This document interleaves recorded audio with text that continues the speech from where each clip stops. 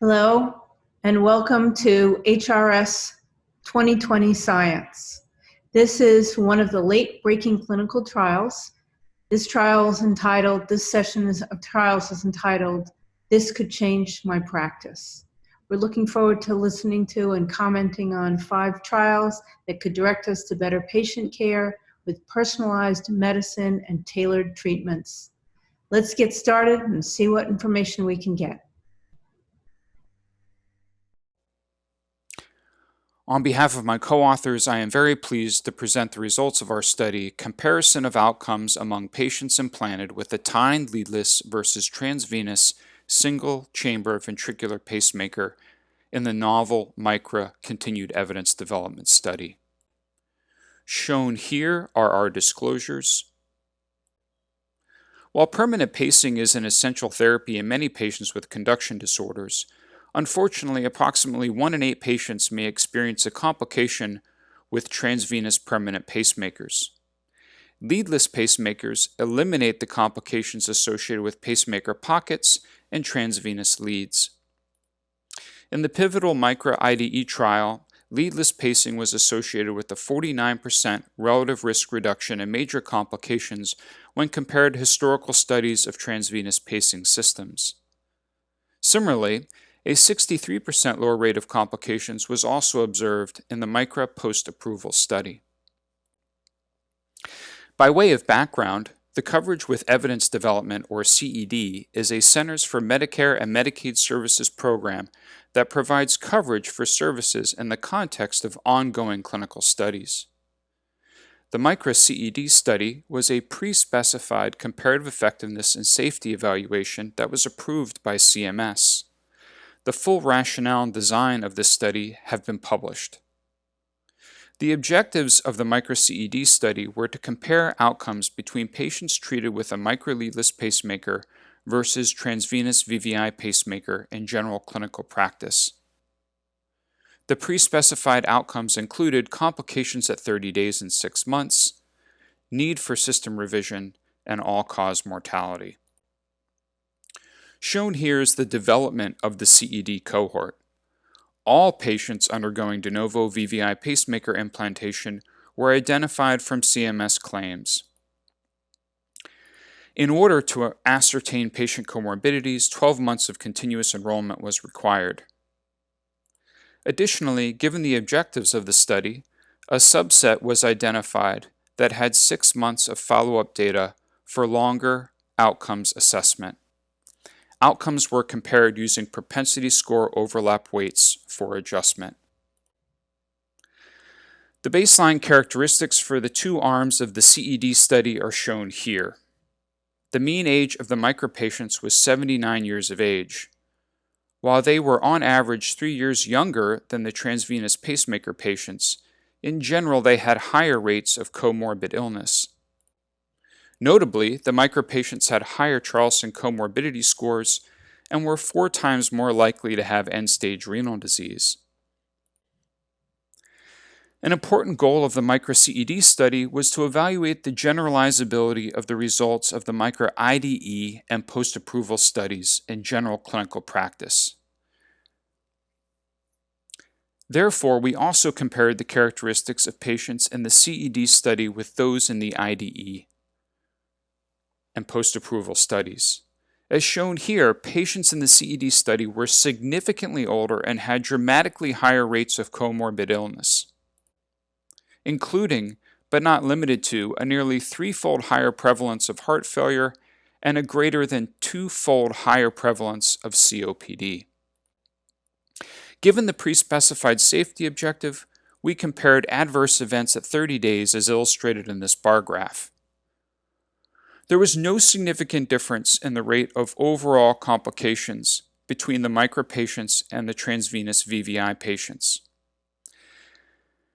However, Micra patients experienced lower device-related complications. Micra patients, however, experienced higher rates of access site-related complications and cardiac effusions and perforations. Notably, the rate of cardiac effusion and perforation was less than 1% in the Micra group. The second key safety objective was to compare complication rates at 6 months.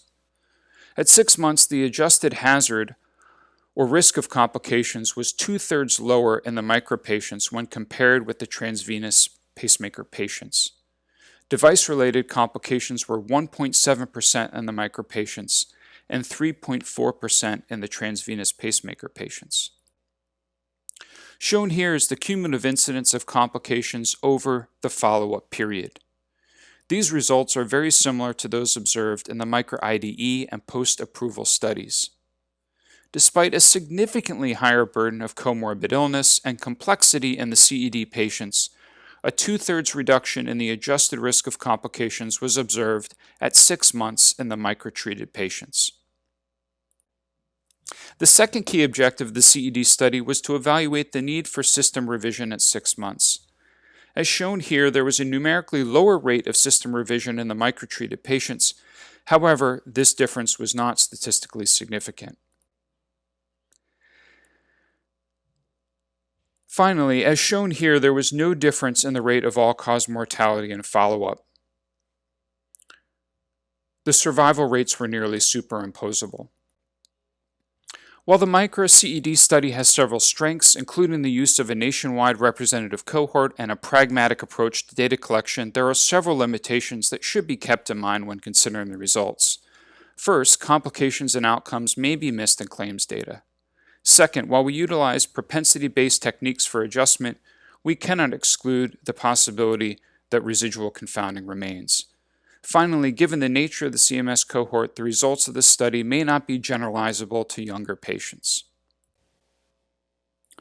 In conclusion, in the largest leadless pacing cohort to date, patients in clinical practice have substantially greater comorbidity compared with the pivotal Micra IDE study and post-approval studies.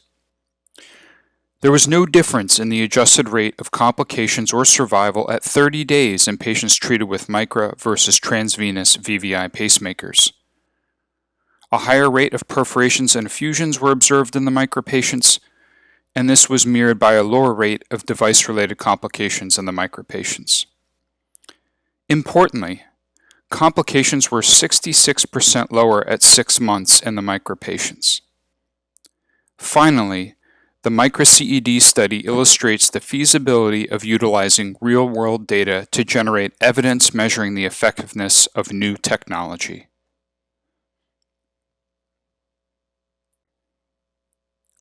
Thank you for your attention.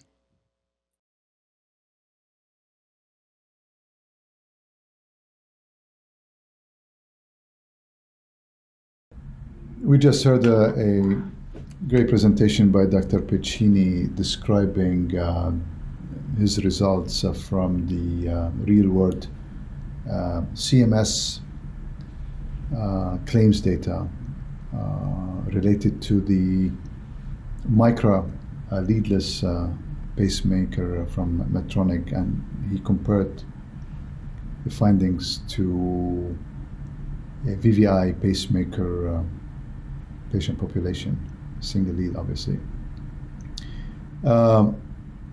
Outcome, he looked at short-term, long-term, or 6 months outcome, and looked at mortality, and impressive number of 66% reduction in the Micra population. Very important. I hope this will be a message going forward. But as important, when he compared the finding from his current CED study to the IDE studies related to the Micra device, although the populations in the IDE studies were healthier than the one he dealt with from the real world, his real world experience, despite the fact the outcome was similar in terms of complication and efficacy. So again, congratulations, Dr. Piccini and team. Important use of the CED on the real-time or the real world data that he presented today.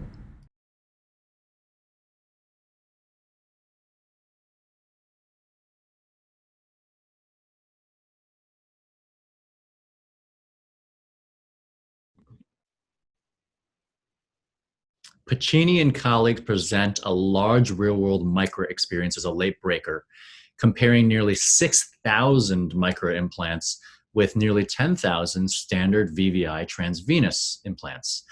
And while they look and evaluate the safety of the implant themselves, they also state that there's a 66% reduction in the risk for lead revisions as well as mortality. A hawk in rapid fashion would say, number one, this is not a randomized trial. That's clear from the study design and the title, but because it's a late breaking session, let's make sure that's clear to everybody. That'll become more clear when you look at table 1, because the populations are not balanced whatsoever. It's with a historical cohort, and you've got younger age in Micra, but higher rate of comorbidities, namely CKD and 12% COPD. And that does stack the deck against Micra a little bit, which is actually a good thing coming from a hawk. Now, when you look at what's driving the 66% reduction in safety, it's actually because of pneumothoraces, which is 5%. That's not included in the acute complications. It's included in the overall complications. And if you're someone that does axillary extrathoracic stick or cephalic, you might say, this is irrelevant to me. That's why Micra is appearing like it's safer. The last thing, as a sensationalizing hawk, is that Micra was double the rate of complication with regard to perforation. Double, 0.8 versus 0.4. Now, obviously, we recognize that's less than 1%, as the authors state, but that needs to be acknowledged because there could be a learning curve for Micra, but there should also be one for VVI pacemaker implantation. There shouldn't be a 5% risk of pneumothoraces with VVI pacemaker implantation as well. So with regard to this real world study, it is real world indeed, but the volume is huge and the numbers are big, but it's not randomized. And let's look to see what clearly is what's driving this effect. Thank you very much for the science, and thank you very much for the opportunity to review this as your hawk. Dear Dr. Marrouche, dear Dr. Tung, dear colleagues, thank you for giving me this opportunity to present our work, the Madit-icd benefit score, on behalf of the Madit Executive Committee Working Group. These are our disclosures. The hypothesis behind this study is the fact that the benefit of the ICD for primary prevention is not uniform. There's a large difference in the risk of ventricular tachyarrhythmic events and non-arrhythmic mortality among HFrEF patients. Improved selection for primary prevention ICD therapy can be achieved by weighing the patient-specific risk for VTE against the risk of death without a prior VTE. Those patients who have low non-arrhythmic mortality and highest VTE risk, they will benefit the most from ICD. In contrast, those with high risk for non-arrhythmic mortality and low risk for VTE, the estimated benefit of ICD will be the lowest, and in these patients, primary device implantation may not be helpful. To address this challenge, we established the Mega-Madit database, combining all landmark Madit trials, including Madit-2, Madit-Risk, Madit-CRT, and Madit-RIT. During the current presentation, I will be using the term VTE to refer for ventricular tachyarrhythmic events, defined as VT greater or equal to 170 BPM or VF. All events were adjudicated independently and blindly by the adjudication committee in the respective Madit trial using uniform criteria. On our left side, we can see the results of the fine and gray best subset regression model. We have identified 8 factors to be associated with increased risk for VTE. Male, age below 75, digitalis, diuretics, prior non-sustained VT, EF below 20, no aspirin, no beta blocker. Each variable was assigned a number of points based on its parameter estimate. On our right side, we see the variables that were identified to be associated with increased risk for death without prior VTE in life. These are amiodarone, age above or equal to 75, prior cabbage, diabetes, and prior heart failure hospitalization. If we go back to our hypothesis and categorize our patients based on their VTE score and the mortality risk, we will have 4 quartiles. Q1 represents patients with high risk for death, but with low risk for VTE, and Q4 represents patients with low risk for death, but without prior VTE, and high risk for VTE. This will form the corresponding Madit-icd benefit grouping from the lowest to the highest. When we apply these results to our cohort, we will get 4 cumulative incidence function curves, one for each group. As we can see in the lowest Madit-icd benefit group, the risk for VTE was very similar to the risk for death without prior VTE. However, in the highest Madit-icd benefit group, the risk for VTE was more than 5 times greater than the risk for death without prior VTE. Let's take a close look at the lowest benefit group curve. The difference between the two areas under the curve in each group represents the estimated ICD benefit, reflecting the life saved with an ICD, highlighted in green. As we can clearly see, in the lowest group, this was less than 1 day during the whole 4 years, whereas the estimated benefit became greater in each group, and greater, reaching the highest predicted benefit within the highest Madit-icd benefit group. When we run the same grouping and same curves, but for the endpoint of life-threatening arrhythmia, including VT greater or equal to 200 or VF, we can see on our left side that in the lowest group there was even a risk reversal, in which the risk for death without any prior VTE in life was greater than the risk for VTE, indicating a very low benefit from an ICD for primary prevention. While on our right side, the benefit from an ICD among the highest benefit group was maintained. Here we can see the results of the predicted VTE risk estimate based on the hazard estimates from our models. We can see that in the highest benefit group, the risk for VTE was highest, the green line. Whereas when we look at the risk for death without prior VTE, we see that the same group, the green line, is now in the lowest part of our figure, representing the lowest risk for death, but the highest benefit from an ICD. The score, which is free online, can be used for personalized risk assessment, in which, after the filling of these questions, patients/physicians will receive a table indicating their benefit group and the corresponding estimated risk for VTE and for death without VTE at each year since ICD implantation. Our scores were validated internally using bootstrapping, and as we can see, there is a very good matching between the original cohort and the validation cohort. Our study has several important limitations, including changes in guideline-directed medical and device therapies over the years, the impact of recent medications such as SGLT2 inhibitors and ARNI on VTE, the internal validation only, and the fact that patients with advanced disease or comorbidities were not included in the Madit trials. In conclusion, based on the landmark Madit trials, we propose the Madit-icd benefit score, which predicts the likelihood of ICD benefit through personalized assessment of the risk of VTE weighed against the risk of non-arrhythmic mortality. The score may be used for shared decision-making in potential ICD candidates.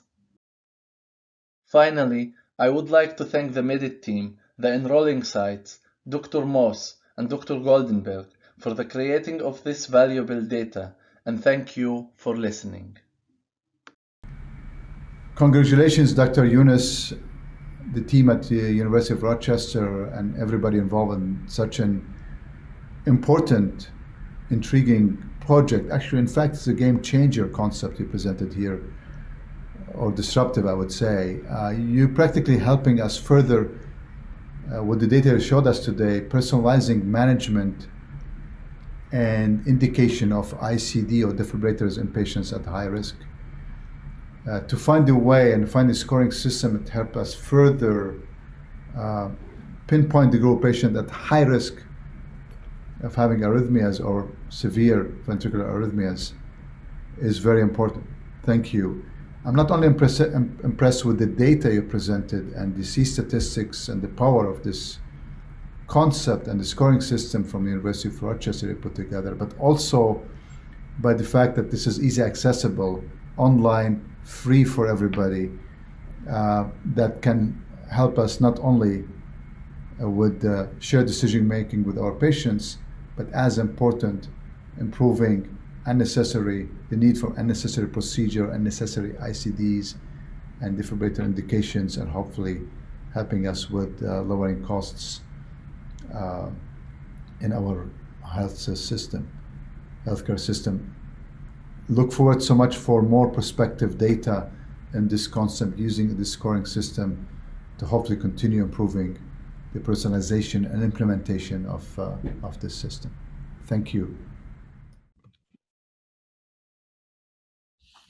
Arwa, Younis, and colleagues present the Madit benefit score, and this is really on behalf of the Madit study group to be able to assess the competing risks for mortality when assessing a patient for an ICD. A hawk must be a hawk, and in rapid fashion, let's talk about generalizability. So we're aggregating 4 trials conducted over a 14-year period, heterogeneous inclusion criteria in the face of changing contemporary medical therapy. Recall in Madit-2, only 70% of patients were on ACE inhibitors and beta blockers. Very different these days, and even with Danish, CRTP negated the mortality benefit that was seen in SCUD-HEFT in non-ischemic cardiomyopathy patients. So understand that using these older trials to assess real-world modern-day risk might be slightly antiquated on that first principle. Number 2 is some of the competing risk modifiers here. Take a detailed look at it, were amiodarone, heart failure hospitalization, whereas ejection fraction was in the arrhythmic risk mortality.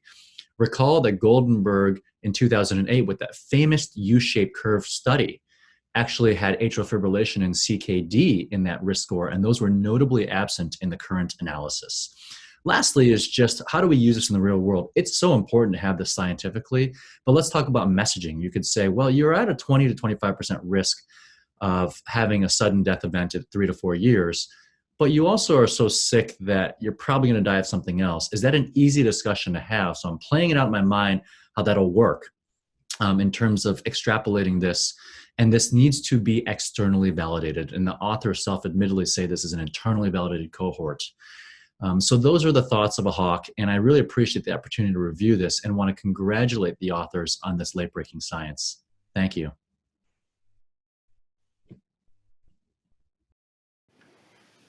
Mr. Chairman, ladies and gentlemen, on behalf of investigators from the University of Rochester Medical Center in Rochester, New York, and investigators from University of Pavia and University of Milan in Italy, it's my pleasure to present a study on assessment of absolute risk of life-threatening cardiac events in long QT syndrome patients. This work was a subject of PhD thesis by Dr. Meng Wang. These are my disclosures. Long QT syndrome is a genetic arrhythmia disorder characterized by QT prolongation on ECG and propensity to ventricular tachyarrhythmias that could lead to syncope and sudden cardiac death. The risk of cardiac events, which include syncope, aborted cardiac arrest, or death, might be as high as 20 to 40% by the age of 40 when evaluating adults starting from the age 18, as we can see on the left figure. However, the risk of more serious endpoints on the right of aborted cardiac arrest and sudden cardiac death is at the level of 6 to 9% over this 20-year period. Identifying individuals at higher risk of aborted cardiac arrest or sudden death is essential to improve patient management and survival.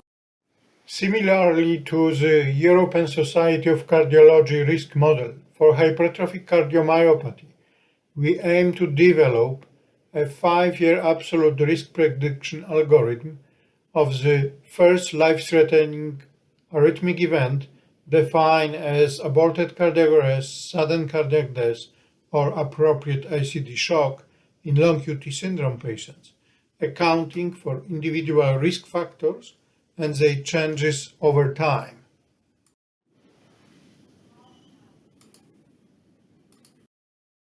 We developed 2 risk prediction models, one without data on genotype reflecting clinical scenario when genetic testing is not yet available, and second model with genetic testing included. Due to limited time, we present today only genetic model which included 1,288 patients with single LQT1, LQT2 or LQT3 mutation. The risk prediction model included pre-specified time-dependent covariates including baseline QTc, age, sex, syncope, beta blocker use, and genotype of the patient. Follow-up started from enrollment in the registry and was censored at patient 50th birthday or date of death due to reason other than sudden cardiac death or last contact, whichever occurred first. We first assessed model discriminating performance estimated directly from the dataset that was also used to develop prediction model using time-dependent extension of Harris generality statistic proposed by Kremers. Next, the predictive model was externally validated in an independent cohort of 1,481 genotype LQ2S patients from Pavia, Italy, using the same principle for patient enrollment and follow-up. Clinical characteristics of patients from Rochester and Pavia were similar. Little over 50% were females. Mean age at enrollment was about 20 years. Mean QTc was 477 and 471 milliseconds respectively. There was slightly different distribution of LQT1 and LQT2 genotypes. Median follow-up was close to 10 years in Rochester cohort and about 7 years in Pavia cohort, with 47 and 57 life-threatening events respectively. Rate of events was 0.33 versus 0.45 per 100% years respectively, so quite similar. The table shows beta and hazard ratio values for pre-specified variables included in the model. This model was created to substantiate online calculator estimating an absolute 5-year risk of life-threatening events, aborted cardiac arrest, sudden death, or VTVF requiring ICD shock. Users will enter patient's age, gender, QTc, history of syncope, and genotype if available, and after clicking calculate, a 5-year risk of life-threatening events will be presented.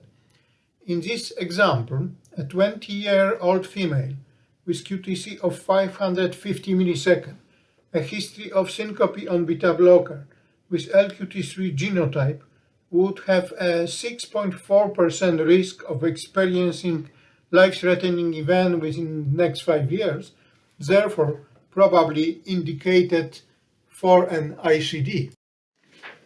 This table shows examples of scenario for given QTc at given age with or without history of syncope, off or on beta blocker for male or female without known genotype. Green color represents a 5-year risk, lower than 4%, yellow color reflects risk of 4 to 6%, and red above 6% that could indicate a need for an ICD. The following slide shows similar examples that are provided for scenarios with LQT1, LQT2, and LQT3 genotypes included. Internal Rochester cohort validation using time-dependent extension of Harris generalized C statistics for genotype model was 0.785. The C statistic obtained from external validation in Pavia was 0.711, therefore quite satisfactory. Conclusions. The online calculator with estimated 5-year absolute risk of developing life-threatening arrhythmic events could assist in clinical decision-making regarding prophylactic ICD therapy. Thank you for your attention.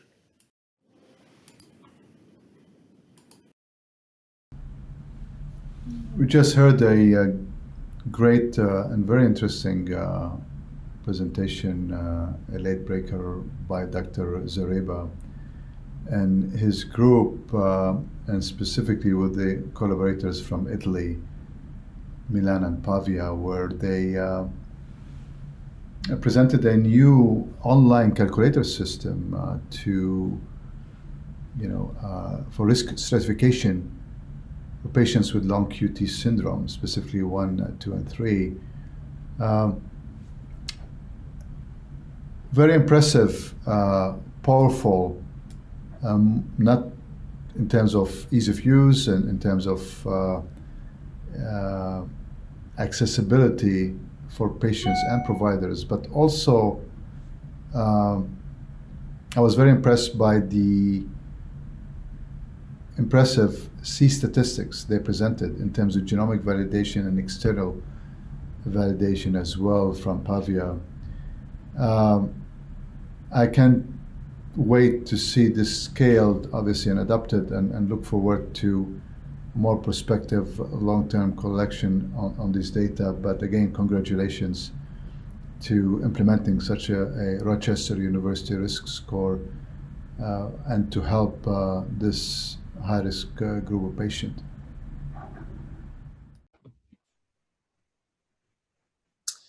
Zareba and colleagues present late-breaking science looking at a novel long QT syndrome risk predictor. And here they look at over 1,200 patients with long QT syndrome. And as a hawk, it's hard to go after that because the study design is very well executed, and they did external validation with a cohort of over 1,400 patients in Pavia. So the only things that we can look at critically is what drives the biggest risk here. And when you look at age, in general, if you're over 20 years of age, you did fine, relatively fine to the rest of the cohort. And the only ones that didn't do as well were those that had a QT of greater than 550, age over 20. So age itself seems to be relatively dichotomous with this. Now, when you look at long QT syndrome, individually, a 10 millisecond increase had a p-value of 0.44, and we typically think the longer the worse. So that was slightly confusing. The other issue here is that syncope and beta blockade was really what drove a lot of this as well. And the question is, do you need a risk score to be able to determine risk when it seems to be 2 or 3 major things that are driving this?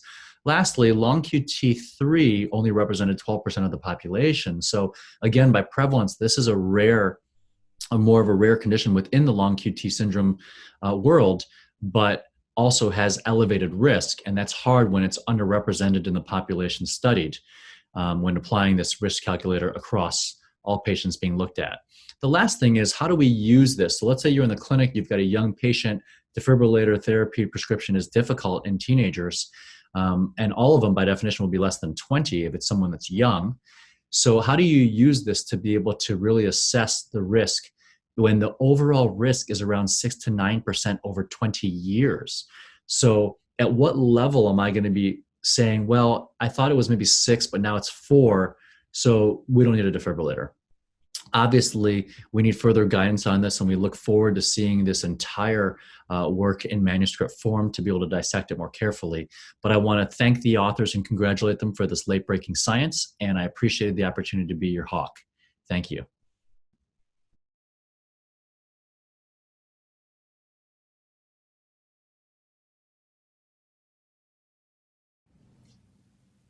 I'm pleased to present to you the ablation of refractory VT with a heated needle saline SERF catheter for enhanced RF ablation to create transmural lesions. This is a first-in-man feasibility study, and I'm doing this on behalf of my co-investigators that you can see there.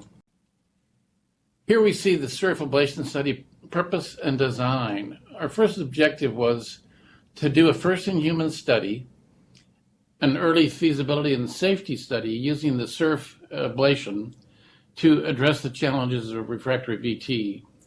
The design is prospective single-arm, observational, non-powered with up to 50 patients in Canada and the US. The endpoints you can see there have to do with elimination of clinical VT and avoiding serious adverse events occurring within the first 30 days. You can see the primary inclusion criteria: sustained monomic VT, ischemic or non-ischemic substrate, drug refractory or intolerant VT, prior failed ablation devices that have not taken care of the VT, and an ejection fraction greater than 20%. You can also see that these patients did not have idiopathic VT or class 4 heart failure. They would if they had had cardiac surgery or were a PCI in the previous 60 days, then they were excluded. And you see other exclusion criteria as noted. This is the needle electrode technology or SERF ablation catheter. You see the handle, which has the steering guide. This is a bidirectional catheter. And there's also a guide to employ the needle, anywhere from 2 to 8 millimeters. We have a light that lets us know when the needle's been deployed.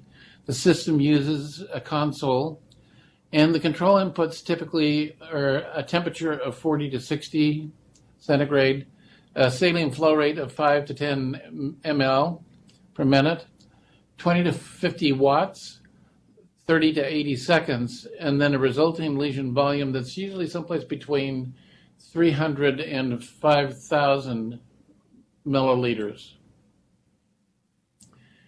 This is a conventional RF catheter, and you can see that 2 lesions have been delivered, and they're quite small and they don't get through the actual scar. The physics of the SERF lesion catheter is shown by the cool degas saline that is introduced, and then it is heated. And it's heated in line and then delivered through 30 ports into the tissue up to 8 millimeters in depth. Then there is the RF heating that occurs, and it really creates an electrode with issues as described here. The lesions with 2 to 4 millimeters are around 380 millimeters cubed, up to 1620 millimeters cubed, up to 8 is 3,420 millimeters cubed. The demographics of this patient population are shown here. There are 32 patients that were enrolled. 66 was the median age. 91 were male, 9 were female. There were 18 or 56% of the patients that had ischemic heart disease, 72% had a prior myocardial infarction, and 38% had a prior CABG. In terms of non-ischemic patients, there were 14 or 44% with a variety of different non-ischemic issues. Some were unspecified, some were sarcoid, lamin, or others as noted below. If you look at the number of prior ablations, 59% had had 1 prior ablation, 22% had had 2 prior ablations, and 19% had had 3 to 5 prior ablations. The average ejection fraction was 37%. These patients had class 1 to 3 heart failure. 45% had class 2, and the rest had class 1 or 3. And then here are a variety of other covariates, other issues that were present in these patients, contributing in some way to their VT problem. In terms of procedural details for SERF ablation, for ablation characteristics, inducible VT in these patients, the median was 2. For RF ablation time, it was 6.5 minutes. Saline volume delivered was 91 cc's. Study catheter in place was about an hour and 45 minutes. The procedure time was about 4 hours and 42 minutes. Here's a patient who is a 23-year-old with a non-ischemic cardiomyopathy, and this is mapping and SERF needle electrode ablation. On the left-hand side is the pre-procedure CT, and if you look down in here, then you get a very good idea of where the scar is, but also where the channel is, and where the activation sequence comes down through that channel. The activation map confirmed the channel ablation target. This patient had failed 4 prior ablations, and the EF had declined from 48 to 35%. This is an image and map guided ablation, and you can see where the ablative lesions were created in the region of that scar channel. In looking at acute efficacy in the SERF VT ablation, 100% of patients acutely were non-inducible for their clinical VT. There was a lot of VT beforehand in the blue bars in the 6 months prior to ablation, as many as 400 shocks or ATPs required after the procedure and follow up about 5 months. There was no recurrent VT in about half. If you looked in 61% of the ICD treated patients, that was reduced by 90%. And it was reduced by 75% in 78% of the patients who had failed ICD. So you get an idea that for the most part, the clinical VT is eliminated. In some cases, there can be recurrences. The primary safety endpoint looked at serious adverse events that were probably or definitely related to the device within 30 days. There were 6% of those. If you went out beyond 30 days, then there were none. There was 1 patient with worsening of existing effusion, 1 pseudoaneurysm, 1 death from a bowel infarction, 1 stroke with the symptoms resolving over the course of 2 months, another stroke where the patient had minimum symptoms, and 1 where there was death due to cardiogenic stroke. And you see the relationships in terms of possible, probable, causal. So in general terms, the SERF needle catheter was highly effective in eliminating clinical VT in subjects refractory to prior therapies. In terms of the safety summary, as established by the CEC and medical monitors, there was a 6% rate of serious adverse events that were definitely or probably related to the device, but there were others that were not necessarily related, but possibly could have been. And we feel that these data suggest a highly feasible approach to difficult patients with recurrent VT that's been refractory to an ICD and refractory to a prior ablation. Thank you.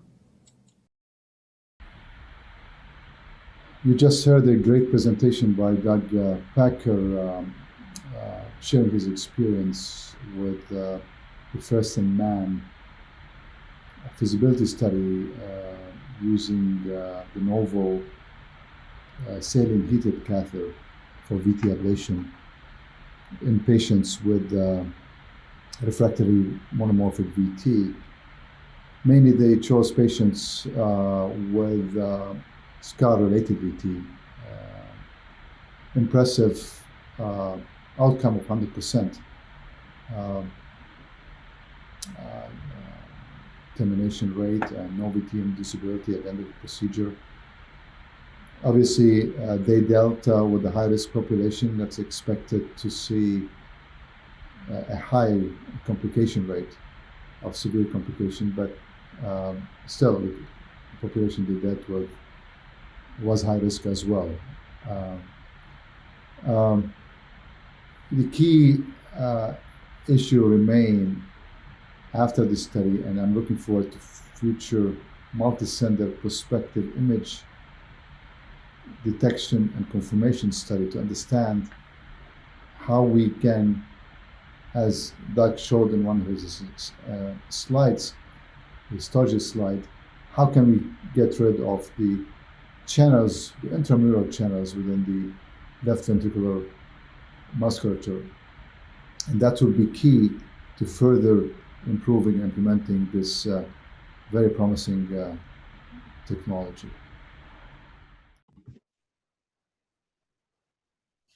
Packer and colleagues present a late breaker on SERF ablation, saline-enhanced radiofrequency VT ablation using a needle. On the surface, 6% rate of major adverse events, not bad. 100% acute non-disability, not bad. But I need to be a hawk, and let's take a deeper hawk dive. I see 2 strokes and 2 deaths, which adds up to 12%. So that needs to be reconciled. With regard to efficacy, it's hard not to look at a conventional binary dichotomous outcome like just VT recurrence. And when you don't play the burden game and you look at the VT recurrence rate, it's approximately 50-some%. And that's no better than it was many years ago with Thermocool.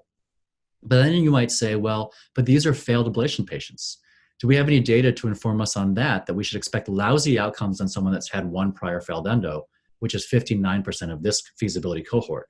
And we actually looked at that with the IVTCC collaboration and found that that is not necessarily the case, that as we all know, sometimes there's just a little area left behind, and it actually makes it a little bit easier.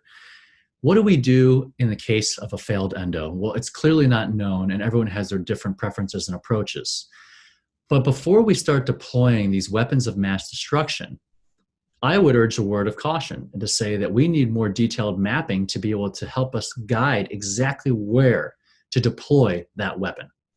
And that is going to optimize the outcomes and overall safety to minimize unneeded ablations. And here it was about a mean of 5 to 6 applications that were delivered. And it's hard to imagine that if you're delivering transmural lesions into a substrate 6 times, why the success rate should only be 50%. So it tells us that brute force still may not be enough, that we need to complement this with more refined strategies with high resolution or detailed mapping to guide these therapies. Nevertheless, we need better tools, we need better mapping, and I want to congratulate the authors on this important work that complements the SAP and Stevenson needle experience very nicely. And we look forward to seeing this in full manuscript form. Hello, my name is Khaldoon Tarakci. I am an electrophysiologist at the Cleveland Clinic. On behalf of all co-investigators, it is my honor to present to you the results of the BlueSync field evaluation assessing the performance of the first pacemaker in the world to use smart device for remote monitoring. It is widely recognized that remote monitoring of cardiac implantable electronic devices improves clinic efficiency and leads to better patient outcomes.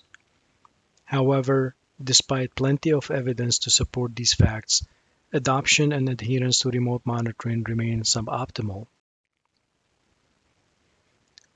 Advancements in pacemaker capabilities and the use of Bluetooth technology allow patients to use their own smart devices, whether smartphone or tablet, as their monitor by leveraging an app-based platform that has the ability to transfer device data to patient management networks such as CareLink without the use of traditional bedside monitors. BlueSync technology uses low-energy Bluetooth with robust encryption to facilitate device data transfer. In addition to data transfer, the MyCareLink Heart app offers multiple other features to enhance the patient experience, including access to information about their implanted devices, educational material, activity tracker data, and transmission schedule and history. The objective of the BlueSync evaluation was to compare long-term success rate of scheduled transmissions over 12 months of follow-up between patients using MyCareLink Heart app to those using traditional manual or automatic bedside monitors. The evaluation was a prospective multi-center international study that incorporated patients from the United States, France, Italy, and the United Kingdom. Patients were followed for 12 months and had at least one scheduled transmission between month number 1 and 12. In order to be enrolled, patient had to be eligible to be implanted with a Medtronic BlueSync compatible device, pacemakers or CRTP. This also could be de novo or device replacement. They also had to have a smart device and to be agreeable for follow-up in 12 months. The study compared MyCareLink Heart app users to 3 historical comparison groups, which included pacemaker patients using a wand to manually communicate with their bedside console, pacemaker patients using a wireless automatic communication with their bedside console, as well as defibrillator patients using similar automatic communication with similar bedside console.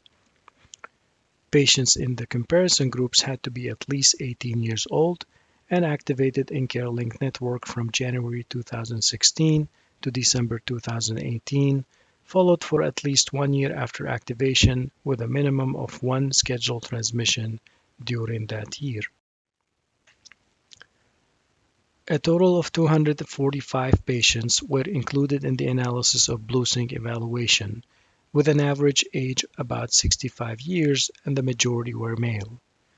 Most of them, 80%, received a pacemaker and around 20% received a CRTP.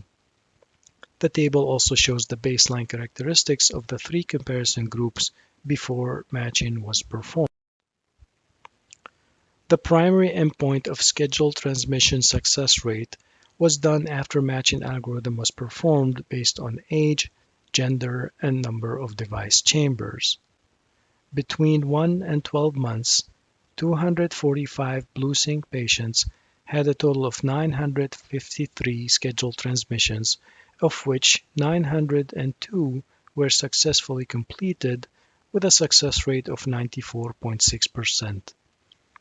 This is compared to 56% transmission success rate for pacemaker patients requiring a wand to communicate with the bedside console and 77% success rate for pacemaker patients with wireless automatic communication with the bedside console and 87% success rate for defibrillator patients with similar automatic communication with their bedside console. In addition, we compared the BlueSync study patients to 811 patients who were using the same MyCareLink Heart app in the real world but outside the study, and among these patients, the scheduled transmission success rate was similar, around 93%, suggesting that the real-world experience outside the study is very similar. We have several limitations. Most importantly, this was not a randomized trial, and the comparison groups were historical ones using different traditional modalities for remote monitoring. While we have extensive data for the patients who were enrolled in the study, we had limited data from the CareLink database for the comparison groups and perhaps could not account for other factors that could be important for the transmission success rate. In conclusion, long-term follow-up with BlueSync compatible pacemakers using MyCareLink Heart app demonstrated a higher rate of scheduled transmission success rate of 94.6% compared to predicate remote monitoring options. The transmission success of patients using this novel technology outside the study was 93%, suggesting that real-world experience is very similar. I would like to acknowledge all my colleagues on the steering committee of the BlueSync field evaluation for a wonderful job. And I'm also very thankful to all co-investigators around the world. And most importantly, I am deeply grateful to all our patients who participated in the study that could represent a paradigm shift in their CIED experience. Thank you and hope to see you in 2021. Thank you, Dr. Tarakji and the team on such an important message that was communicated with us, describing your first of its kind experience with using a more smartphone device, our smartphone that we carry with us every day, with us 24 hours a day almost, to track and download and communicate the data from a pacemaker. Impressive data in terms of transmission success when you compare it to the existing remote monitoring devices today, and impressive to see that we have similar numbers in the real world when compared to Dr. Cardon's study. I summarized this in 3A. What this new concept brings us to 3 A's: availability, accessibility, adoption, and adherence. And this would no doubt would change the way we manage our patients, not only for now, but going forward. I can't wait to see this scaled across the device system and industry. Every implantable device should be through the patient's smartphone. And again, due to the availability and accessibility of these devices, and which could lead to impressive adherence and adoption, as Khaldun showed us. Thank you. Tarakji and colleagues present this late-breaking BlueSync trial evaluating the utility of a smartphone to be able to improve compliance and the ability to do remote transmissions. As a hawk, it's important to emphasize that this was not a randomized trial, 3 historical controls, even though it's a late breaker, not randomized. Also, it also appears that there are no defibrillator patients. This is really generalizable to a pacemaker cohort. The other thing to point out is that there's 2 forms of bias that are likely present in this study. First, the selection bias. The ones that are smartphone savvy or even have a smartphone are the most likely to get approached and the most likely to do well from this study to get over 90% transmissions. Totally agree that the real world is probably 50 to 70%. And in the COVID era, we really recognize the value of remote monitoring, remote communications, and remote acquisition of data. And the last point that I would bring up was just this Hawthorne effect. It's in full effect because when you're being watched for compliance, it's likely that you will have a higher rate of compliance. So this is probably present in the BlueSync trial, but we look forward to this pivotal moment to be able to gear and engineer new future studies because we recognize the value of remote monitoring. And I really appreciated the opportunity to review this as your hawk, and I want to congratulate the authors for this late-breaking science. Thank you very much. Thank you all for participating in the session of late-breaking clinical trials. This could change my practice. We heard some very exciting information. We look forward to seeing where things are going to lead us with all of this information in the upcoming future. We've heard about a risk score that could help us with long QT patients or primary prevention patients. We've heard about how practices can change and better help their patients using Bluetooth technology for devices and follow-up, and some real-world data for leadless pacemakers. And importantly, we've learned about first-in-human use of a new treatment for refractory ventricular tachycardia. I think and hope that we can learn more about all of these in the upcoming 2021 HRS scientific sessions, and we look forward to seeing you all then. Thank you.